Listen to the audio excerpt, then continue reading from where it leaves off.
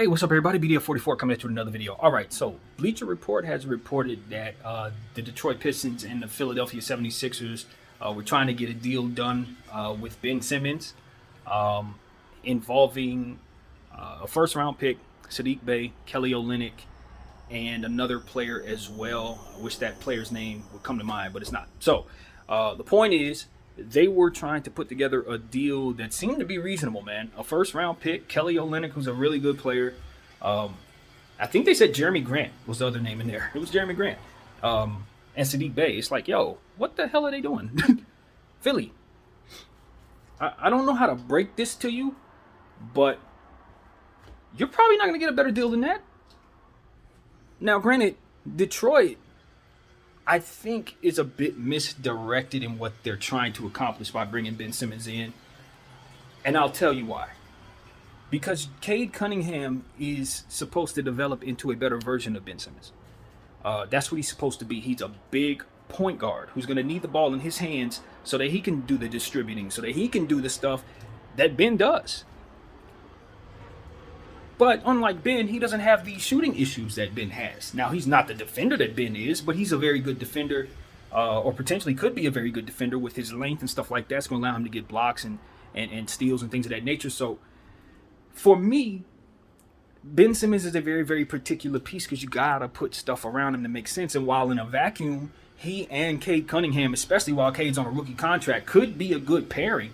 I don't know that you help yourself when you unload that type of shooting and bring back non-shooters.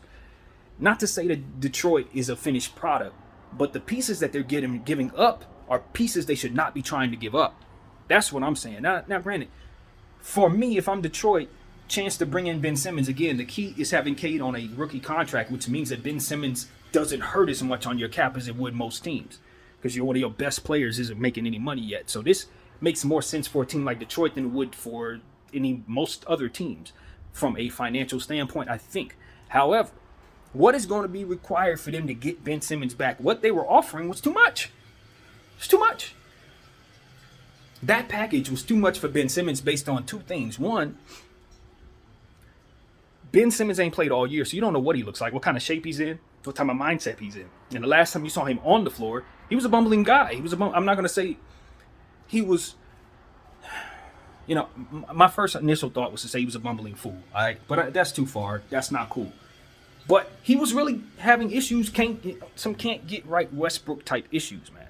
He was having a lot of issues in the playoffs when they needed him to play his absolute best. Now, we've also seen that happen with LeBron James back in 02, 3, whatever year it was, when he played against Dallas in the finals and didn't have the best showing. I personally didn't see that series, so that's as far as I know. But what I'm telling you is that's not an end-all, be-all to say that Ben Simmons ain't going to turn into what we believe he's going to turn into. I think he's already that. He just needs to work on his mental space and work on some of his mechanics, particularly shooting the ball and his willingness to do so. Now, we all know that, but those are big problems that he's going to have to work his way through. You don't overpay for a guy who has those issues, especially when you're a team that already is in the cellar. You don't want to bring on what could potentially be a bad contract that you can't unload. All right? Now, your timeline matches Ben Simmons. As I said, Cade Cunningham, if you're going to have Cade play off the ball, him and Ben Simmons should be able to fit on a lot of different teams together. It's not like I think that they're unmatchable pieces. They're actually pretty intriguing if you think about it. But, again, I just want Cade to have the ball in his hands. He's a point guard, a 6'8", 6'9", and growing point guard. Ben Simmons is a 6'10", 6'11" point guard. And that's just, no. I like it for your books because you can afford to do it. But there's another side of this, and it's the court. And that side, I don't think Ben Simmons is going to make you a better team. Better is in not good enough to justify giving away Sadiq Bey, a first-round pick, Kelly Olynyk, and Jeremy Grant. No, what you need to do is remove Jeremy Grant from that equation entirely because he's somebody who can net you in a return independent of all of that. The Lakers are ready to give you a package for him. I think there are several other teams ready to give you a package for him. Ben Simmons is a big name, but not as it pertains to what you can do with your assets. What you're doing is what the Lakers did. which is essentially give away all your young assets or a lot of your most important young assets to get back a top player. Problem is, unlike the Lakers, your top player you're trying to get is an undesirable contract, as it currently states. You're bringing in a Westbrook type of contract right now, as to where, obviously you don't think Ben Simmons is going to play down the contract, but again, last we saw him, he wasn't looking well. So I just don't like the notion that Detroit would be willing to part ways with that package for that contract. And for the piece, you're going to have to make pieces fit around Ben Simmons. That's a beginning process that they can go on. So it's the thing about Detroit taking on Ben Simmons. They are one of the teams where I can honestly say it wouldn't be bad, because what they can now do is build around Ben Simmons. The problem is the best pieces that fit Ben Simmons are going out in the trade. You want Kelly Olynyk, you want Sadiq Bey on that team with Ben Simmons and Cade Cunningham. Now the pick you can part ways with. And Jeremy Grant, in theory, you're looking to part ways with anyway. So if I can say Jeremy Grant and the pick for Ben Simmons, or maybe throw in an extra pick, even though you're Detroit and you don't want to give up picks, and I know why. You've gone a long time without picks, so I know you don't want to do that. But, that's probably what you should do. You should not give up Sadiq Bey in this deal. You should not give up Grant in this deal. One or the other. I mean, Kelly Olynyk's a player who's been in and out of your lineups. You have other centers, so I understand giving up Kelly Olynyk, even though he's a fantastic floor spacer, and I think he would be a key weapon for Ben Simmons or Cade Cunningham. So for me, it's lateral almost. Because when I look at the production, I say, okay, these players fit better than the players you're trying to get back. What you have, your pieces, they fit better than Ben. So that's that. Now, Philly. I want to move on from Detroit because I got to turn it around and talk about the Philadelphia 76ers. They are running a hard bargain. But here's my thing.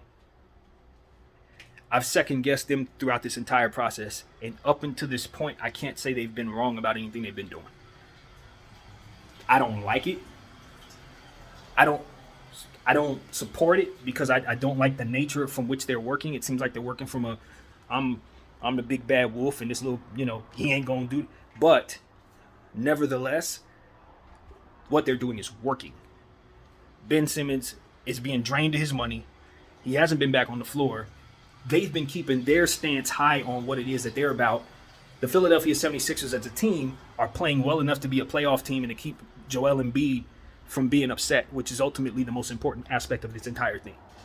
As long as Joel is on board with what Philly is doing, Philly is in the catbird seat and they can drag this out forever. Once Joel starts looking around and losses start to pile up, then the pressure comes back to the Philadelphia 76ers organization to not squander the year and not squander the cap space that is just kind of sitting in limbo as Ben Simmons sits out without being represented on the floor. We talk about this a lot in regards to Russell Westbrook and various contracts around the league where it really don't matter if the player is good or not for you, what you're doing. The fact of the matter is, if they weren't making so much money, you could do more with your cap. This is that. Ben Simmons not being on the floor represents all of the money that he makes in the various different players that you could have if you were to divvy up that money in a different way. So, Joel isn't looking at it like that. He feels good about what they have. Lucky enough, Tyrese Maxey's on like a rookie contract, if I'm not mistaken, playing crazy great. So that makes it so that that value can be made up. Because otherwise, what you're looking at is potentially Ben Simmons' contract now goes to Tyrese Maxey. Maybe not in full, but Tyrese is going to get that type of payday from somebody. Maybe not that high, but damn close and eventually that high. So, in theory, it's made up for in his production. But that's not the reality. It's just what you're allowing yourself to believe so that you can sleep at night if you're the Philadelphia 76ers. Truth of the matter is, you should be able to have Tyrese Maxey and whatever that $40 million worth of stuff is on top of that, which would make you probably the best team in the East. But if Joel ain't tripping, neither am I. But let me tell you something. I'm a Laker fan. And I'm dealing with this Russell Westbrook contract now. I supported having it and all of that. If I were a Philadelphia 76er fan, I would honestly want Ben Simmons gone, bro. I wouldn't want him here no more. If I was Philly, I wouldn't want this dude. I don't care if he could be the best player in the world 10 years from now. I don't want him because he didn't want us. So I would be screaming every day, why haven't we traded this dude? We need that cap space so that we can be better. And look, Joel Embiid, like, this is one of those situations. I think it's very, very fortunate that I'm not famous. Philadelphia organization is very fortunate that I haven't taken off, because what you would be hearing from me is, Joel, how long are you gonna let these people play with your career like that? Because that's what I'm thinking. That's what I've been thinking all summer. It's truly, that's how I feel, because they're not gonna trade this guy. That cap space could help you win a championship. You are playing at the MVP level. You are in your prime. You have had injury issues. You don't know what the future holds for you. And every season is very, very, very precious for a guy like Joel Embiid. We don't expect him to play for 19 years like Bron. Who knows how long he's going to play at this level? Maybe 5 more years, maybe even less, honestly. And I'm not wishing that on him, because he's a great, great player, but he's an older guy. I mean, he's a taller guy, not older, taller guy, and with knee issues. So he needs to not be cool with wasting years. Just like I said about Dame. You need to not be cool with wasting years, fam. Father time kick in real fast. You're going to look up and you can't move like you used to. Maybe you get off the ground once in a while like Westbrook was last night, but they're going to be nights where you get hung on the rim, stuff like that too. Joel hasn't faced that yet because he's not quite there yet, but this is a waste season if he doesn't go play for a championship. And I don't think he can play for a championship unless they trade Ben Simmons for the requisite amount of players to help him do that. In the Eastern Conference has been as tough as it's ever been, literally ever. Joel is playing MVP level basketball. You know how much better he would be if they could trade Ben Simmons for that package? And you surround him with a guy like Kelly Olynyk who can back him up along with Drummond. They got so much size. You bring Sadiq Bey, a knockdown three-point shooter and a big size forward. You bring in Jeremy Grant, a guy who they had before he developed when he couldn't hit a shot. He comes back a basically all-star for them. You kidding me? Philly, you missed an opportunity to bring back Jeremy Grant. I think you'll regret that. Depending on what you get for Ben Simmons, I think you'll regret that, because it's a great time to bring in Jeremy Grant. You got Matisse Thybulle. You got Ben Simmons. Joel Embiid in that situation. I could argue that would be one of the best defensive trios out there. Like, that trio would be ridiculous. That big lineup you guys got with Tobias Harris. I know y'all been talking about trading Tobias Harris. You don't need to trade Tobias Harris with that lineup. Jeremy Grant, Tyrese Maxey, all these players y'all got, Joel Embiid, Sadiq Bey. Man, listen, Philly, I believe they turned down that trade because they want something else. They probably have their eyes on Dame Lillard, who I could argue is not a better trade package than what they just turned down from Detroit, based on his ab injury, his age, the hours that he's put in on the court already, and the fact that he doesn't make anybody better because he doesn't pass the rock like that. I could argue that, yeah, Philly could bring in Dame and feel real good about getting a big name, but they will wish they had the players that they didn't get from Detroit. They will. It gives you more depth. In a COVID year, we've talked about this, you need more depth. And, again, the size and the shooting that comes about. Can you imagine the type of shooting that Philly puts on the floor? Now they got Sadiq Bey, Kelly Olynyk, Curry. I'm telling you, man, Korkmaz, those guys can all hit shots. I just feel like being that Ben Simmons ain't down there at all they would be doing is infusing that talent into their roster, losing nothing. Whew, that alone might be enough for me to want to make that deal. Just understanding that whatever I'm bringing in is house money, because Ben ain't been here all year, man. And the first round pick on top of that, when you know Detroit sucks, Ben Simmons ain't about to make them no real team yet. That pick is going to be valuable. Daryl Morey, sometimes we roll the dice. And since in rolling the dice, we've been winning a lot. At some point in time, you got to know when to pick up your money and walk away. You've been rolling the dice with this Ben Simmons crap all summer long, and you've been waiting for a particular type of deal. The deal you just turned down was probably the deal you should have taken. It gave you a bunch of flexibility, good contracts, players that can help you on the floor, players that can help get you the player that you ultimately want later on. And that's another thing. Ben Simmons is a harder contract to trade than the stuff they would have taken back from Detroit right now. They could have taken that stuff with Detroit and flipped that for something else that they actually want, that they may have wanted to get Ben Simmons with. You see what I'm saying? That stuff is more valuable than Ben Simmons. But hey, I'm not a GM. I'm just a guy who believes himself to be somebody who could be. And honestly, every time I see situations like this, I just say, well, I'll just wait for Daryl because Daryl knows what he's doing. Daryl, it's worked thus far.